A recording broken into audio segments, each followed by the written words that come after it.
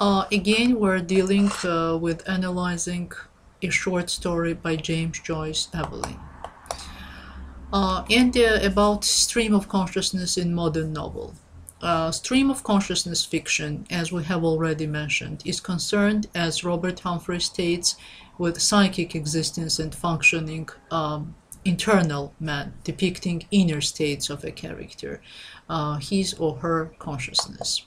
According to John Mepham, the challenge of stream of consciousness writers was to find ways of writing that would create plausible textual presentations of the imagined thought streams. It involves presenting in the form of written text something that is neither entirely verbal nor textual. And the aim of stream of consciousness writers is to depict imagined inner lives of the fictional characters, their psychological state, more precisely their mental and spiritual experiences, which provide access to a character's thoughts as if the reader were getting a live report from a character's mind. Melvin Friedman says the stream of consciousness novel should be regarded as the one which has as its essential concern the exploitation of a wide area of consciousness, generally the entire area of one or more characters. The satisfactory depiction of consciousness required either the invention of new fictional techniques or a refocusing of the old ones.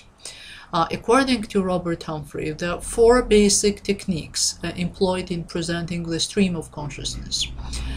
Interior monologue, so Humphrey divides it into direct interior monologue and indirect interior monologue, soliloquy and omniscient description.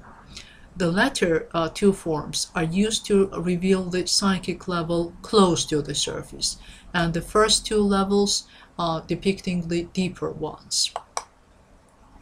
And now about omniscient description. Omniscient description belongs to old fictional technique, which in a stream of consciousness novel requires refocusing. This technique is employed in stream of consciousness writing to describe the psychic content of a character in the author's words, written in the third person. The consciousness of the character comes to the reader through the voice of the author.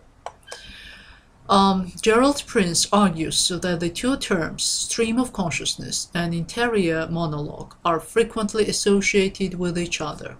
In his Dictionary of Narratology, he gives the following statements. Though interior monologue and stream of consciousness have often been considered interchangeable, they have also frequently been contrasted.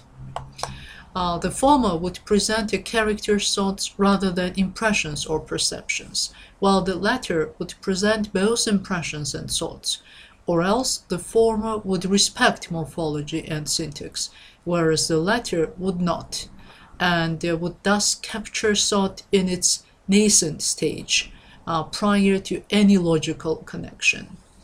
Interior monologue is a rather general term which refers to inner activity, regardless of the deeper levels of psychic structure or psychic level close to the surface. Direct interior monologue presents consciousness directly to the reader. Usually the first person pronoun is employed. The author either completely disappears from the narration or interferes negligibly. It is mainly concerned with depicting discontinuity of thought at the pre-speech level.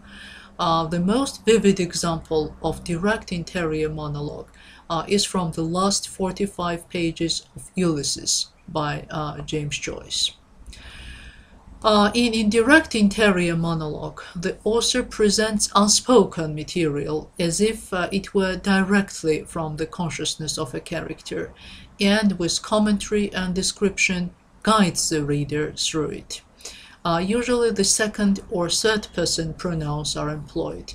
It mainly focuses on the level of consciousness nearer the surface, and even one that illustrates a verbalized thought level present, though actually unuttered. Virginia Woolf frequently employs indirect interior monologue in her novels. Mrs. Dalloway and to the lighthouse. And about devices, free association method. So the chief technique in controlling the movement of stream has been an application of the principles of psychological free association. It is a device which shows how the character's consciousness is switched from one thing to another. Three factors control the association. First, the memory, which is its basis. Second, the senses, which guide it.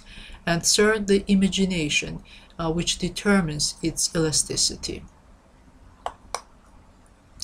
Montage. So montage is a basic device for the films. In stream of consciousness literature, it has the fundamental purpose to represent the dual aspect of human life, the inner life simultaneously with the outer life. Among the secondary devices of montage, Robert Humphrey names the following: multiple view, slow-ups, fade-outs, close-ups, panorama, and flashbacks.